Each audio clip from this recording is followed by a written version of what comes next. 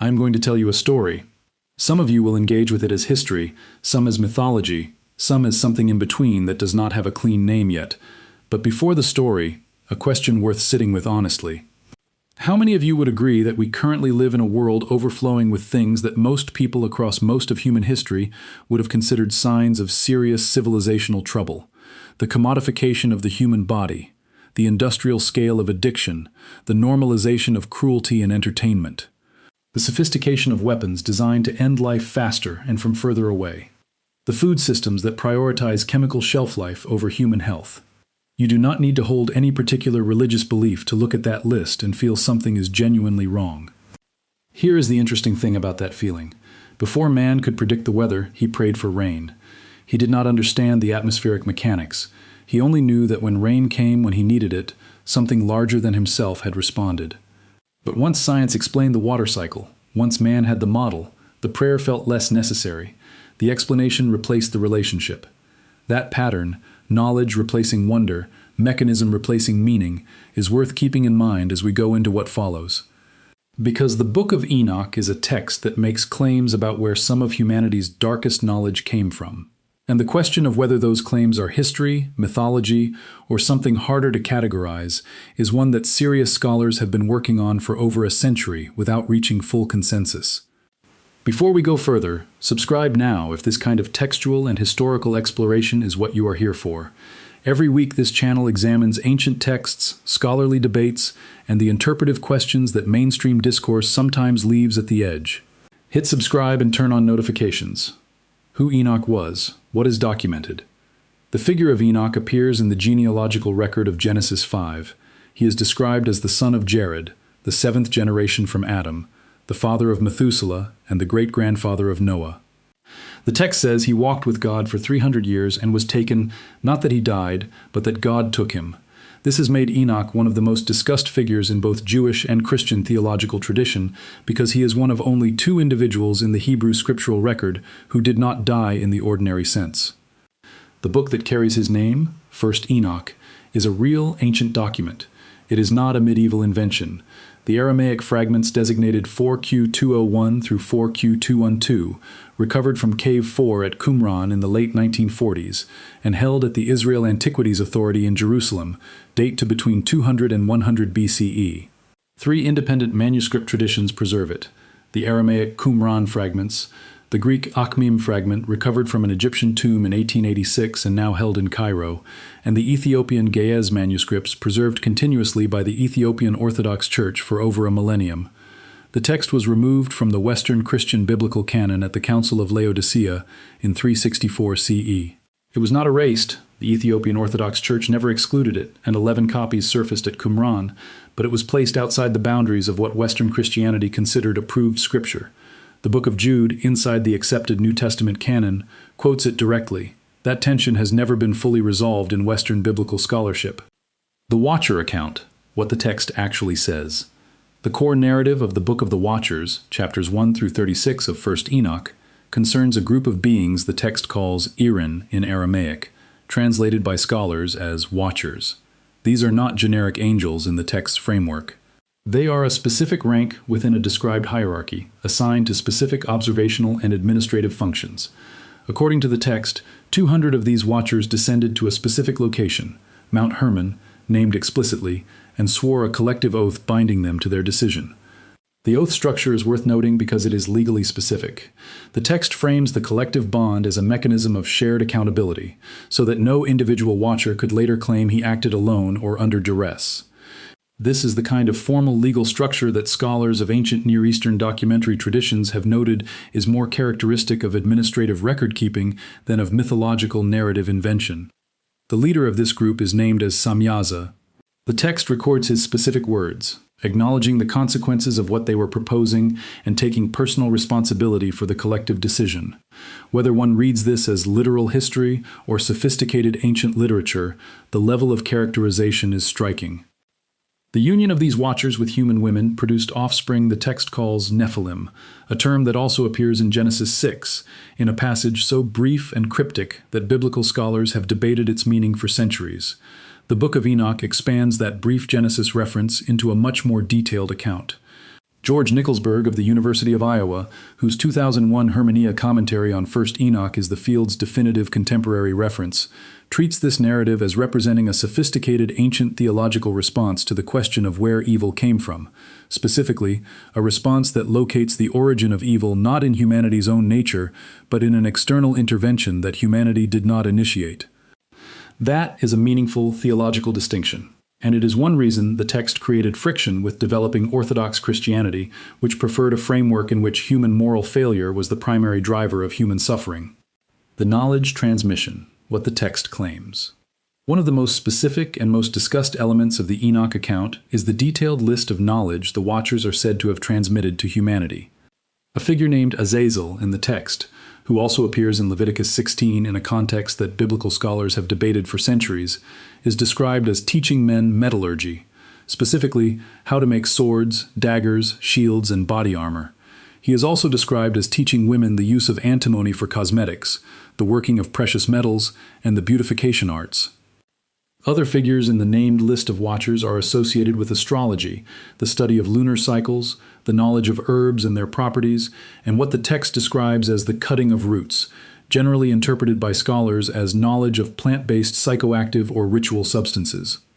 Michael Nibb's 1978 Oxford Critical Edition noted in his published commentary that this list of transmitted knowledge is unusually specific, more like an inventory than a mythological narrative, and organized in a way that suggests a deliberate compositional intention behind the categorization. The proposed connection this raises is worth stating clearly. The list of technologies attributed in Enoch to Watcher transmission, weapons metallurgy, astronomical calculation, cosmetic chemistry, corresponds broadly to the technologies whose origins in the archaeological record are genuinely debated. The transition from stone tools to worked metal weapons, the early development of systematic astronomical observation, the use of mineral-based cosmetics, these are real archaeological events whose developmental pathways are studied by specialists and have not been fully resolved. Whether the Enoch narrative encodes an actual historical memory of that transmission, whether it represents a sophisticated ancient theological explanation for the mystery of human technological progress, or whether the correspondence is coincidental, that question is genuinely open.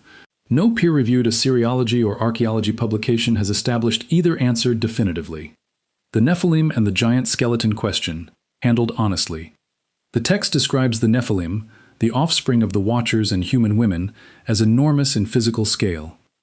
The specific cubit measurements given in various manuscript versions produce figures that exceed any biological plausibility within known mammalian physiology, and mainstream Enoch scholarship generally treats the size descriptions as a literary device conveying the category transgression of the Nephilim, rather than a literal biological specification. The question of large skeletal remains in the archaeological record is worth addressing directly because it circulates widely in alternative research communities and deserves an honest treatment rather than either uncritical acceptance or dismissive rejection. Large skeletal remains attributed to ancient giant humans have been claimed in various contexts across the 20th and 21st centuries. The documented archaeological reality is more nuanced. Genuine, anomalously large skeletal material does occasionally appear in excavation contexts, remains from individuals significantly above average stature for their period and population. These are real, documented, and studied within physical anthropology without requiring supernatural explanation, since human stature varies substantially across populations and individuals. What does not appear in the peer-reviewed archaeological record is skeletal material of the scale described in the Enoch text, remains from individuals measured in thousands of cubits or even hundreds of feet. Photographs circulating online attributed to giant skeleton discoveries are, in the documented cases that have been investigated, either misidentified normal scale remains photographed to create a false sense of scale, digital fabrications, or promotional materials from journalistic projects that were not presented as factual. This is the documented state of the evidence. It is worth knowing accurately. The megalithic structures, Göbekli Tepe, Sacsayhuaman, Baalbek, the great stone spheres of Costa Rica, are genuinely remarkable and genuinely studied within mainstream archaeology. Each presents real questions about the organizational capacity, engineering knowledge, and available technology of the cultures that produced them. Mainstream archaeology does not require giants to account for any of them, though the engineering questions they raise are real and active areas of scholarly research. The spirit question, Enoch's own framework. The Book of Enoch addresses directly what happened to the Nephilim after their deaths. Chapter 15 of 1st Enoch contains what the text frames as a divine ruling on the category of the Nephilim's spirits. Because they were born of both spiritual and physical lineage, their spirits were understood in the text framework as belonging to neither world cleanly. The text states, in Ephraim Isaac's 1983 scholarly translation, "Because they are born of spirit and of flesh, they shall be called evil spirits upon the earth." The text treats this as a formal classification, an administrative determination about a category of being that did not fit existing categories. The Watchers were imprisoned. But the spirits of the Nephilim, being half-earthly, were released into the world rather than bound. This is the Book of Enoch's own framework for the origin of what it calls evil spirits, and it is a framework meaningfully different from the simplified devil and demons model that became dominant in Western Christianity. Whether it describes something real, whether it represents a sophisticated ancient theological explanation for the experience of malevolent forces in human life, or whether it is a literary construction, those are questions the text raises without answering. The imprisoned Watchers, what the text says and what is proposed. 1st Enoch chapter 18 describes the imprisonment of the Watchers, bound in a location the text associates with the ends of the earth, beneath stone, for a period measured in generations before a final judgment. The text specifies their sentence as 70 generations. Some alternative researchers have proposed a connection between this described imprisonment and seismic activity, arguing that increased earthquake frequency and volcanic activity around the world represents the physical effects of imprisoned beings in distress beneath the earth. This connection is a proposed alternative research interpretation. It has no support within geology, seismology, or mainstream Enoch scholarship. Earthquake and volcanic activity are explained through well-documented geological mechanisms, plate tectonics, magma dynamics, fault stress accumulation, that have been studied and modeled extensively within the relevant sciences. Whether one holds a religious framework in which imprisoned supernatural beings could theoretically affect geological processes is a question of personal belief that this documentary does not adjudicate. What this documentary can say is that the seismic data itself is accounted for within mainstream geology without requiring that framework. What the radiometric dating debate is really about. The script raises questions about the accuracy of radiometric dating methods, specifically uranium lead dating and the presence of carbon-14 in materials that should, by standard half-life calculations, be too old to contain it. These are real scientific debates worth acknowledging accurately. Radiometric dating methods are real and genuinely refined tools, but they involve assumptions that scientists themselves discuss and work to refine. The uranium-lead ratio does vary across different rock types and environments.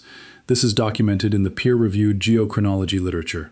The detection of carbon-14 in coal, diamonds, and dinosaur bone is a genuine anomaly that researchers have discussed in published work, with mainstream explanations including contamination during sample preparation, in-situ production of carbon-14 through neutron capture, and the challenges of measuring extremely small concentrations of an isotope at or below the practical detection threshold.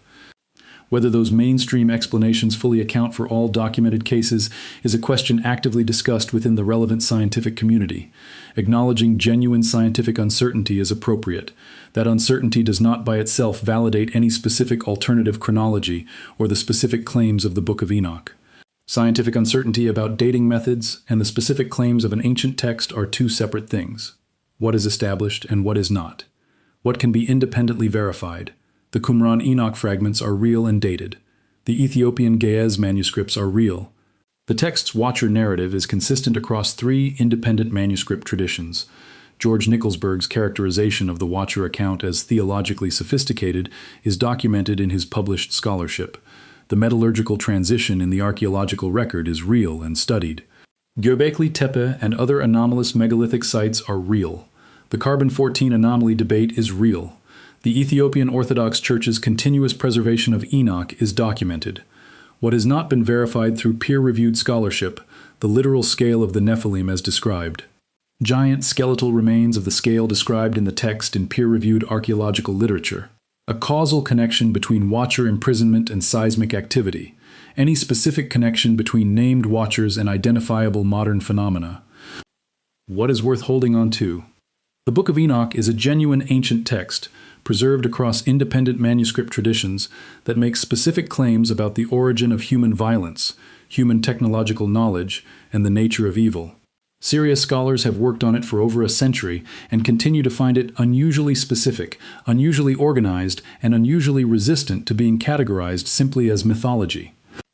Whether the Watchers were real, whether their transmission of knowledge to humanity was a historical event, whether the spirits of the Nephilim are active in the world today, these are questions that the text raises and that the available evidence does not settle in either direction.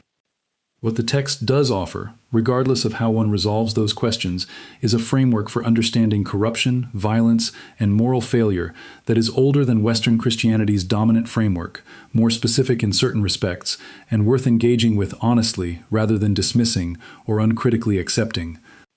The Age of the Fallen, as the text describes it, has a fixed endpoint in its own framework. Whether we are inside it, approaching it, or living in something the ancient scribes did not anticipate, that question, examined honestly, is where understanding begins.